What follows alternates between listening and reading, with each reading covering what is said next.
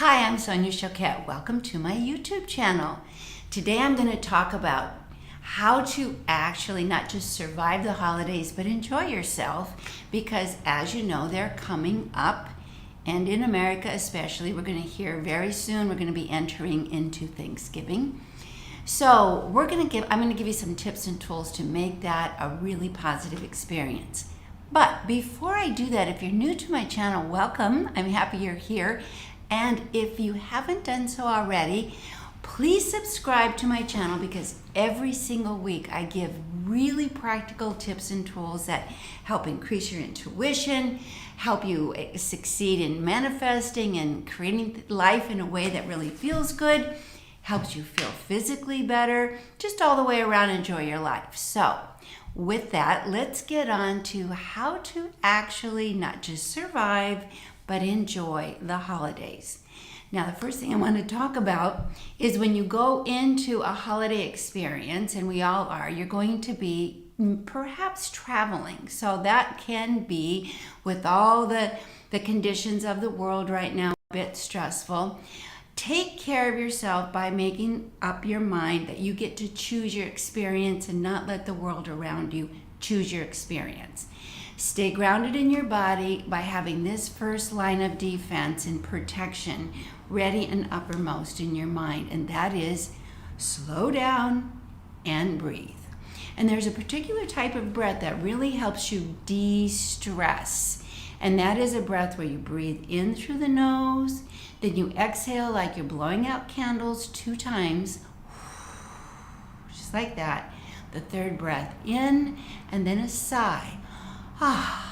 That just lets the whole body get grounded. It kind of releases the stress. It manages the adrenaline. And that sound opens all the chest, the heart, the throat. This is where we hold stress and tension and anxiety. And then end with a smile. Now, going into the family circumstance, if you're not paying attention, you can often slip into the old pattern and dynamic of the person you were as a child in the family. And that means powerless. So that might be okay for a few minutes, maybe even for a few hours, but inevitably, if you're going to be in that for any length of time, you're going to get frustrated. So just remind yourself, I'm not a child. I am an adult. I am in charge of my experience. I get to choose how I respond, react, engage, and take care of myself. Which brings me to the next point.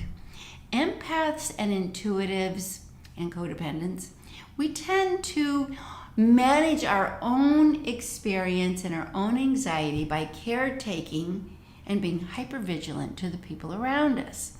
Now, internally, we convince ourselves that I'm being such a sensitive and interested person, but externally, the experience on the other side is you're just being controlling, and it's not appreciated.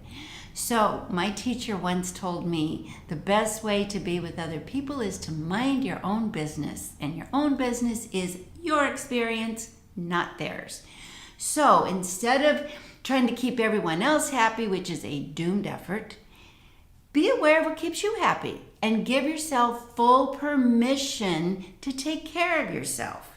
Now, saying that is not enough. You actually need to know what takes care of you. And that means know when you make sure you know that you've had enough sleep, enough rest. And empaths and sensitives tend to get people saturated. There is something called emotional contagion, which means emotions can actually infect one another just like viruses. This is a real thing. So you have to have a lot of protection around that by making sure you're well slept, making sure you're relaxed, you're not rushed, making sure you're not around people for too long. What does take care of you? I know for me, I can only be in a group of people for about 2 hours, and then I need to step away. Even if it's for a moment outside, to step into a room and shut the door, even for 10 minutes, just to recalibrate, to reset. Maybe You're a morning person, so you engage in the morning, but step away for a nap. It doesn't happen. You don't have to actually sleep, but just say, I need a nap. It's nobody's going to stop you from that. And if you announce it with a smile and, I'm having so much fun, but I'm really tired, I need to step away, and say it with confidence instead of asking for permission. Okay, you are an adult.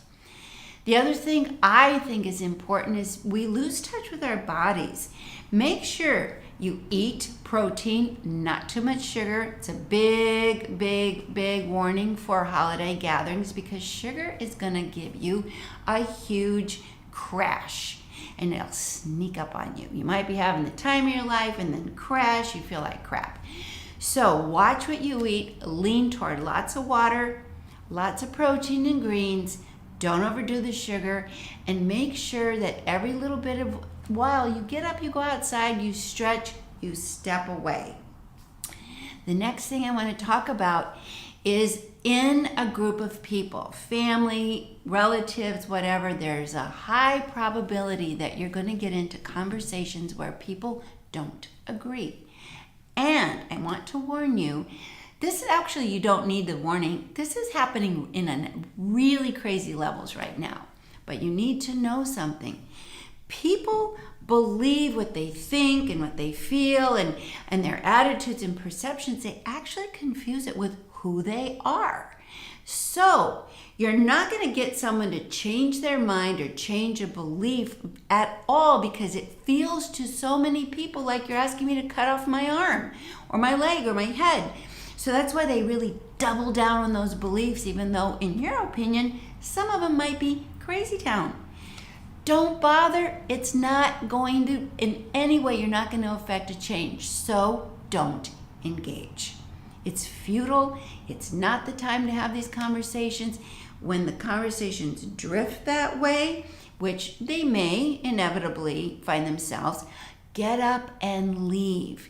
Don't be dramatic or make a scene or I can't do this because you're just going to invite trouble. Just excuse me, I have to make a phone call or pardon me or sneak out if possible.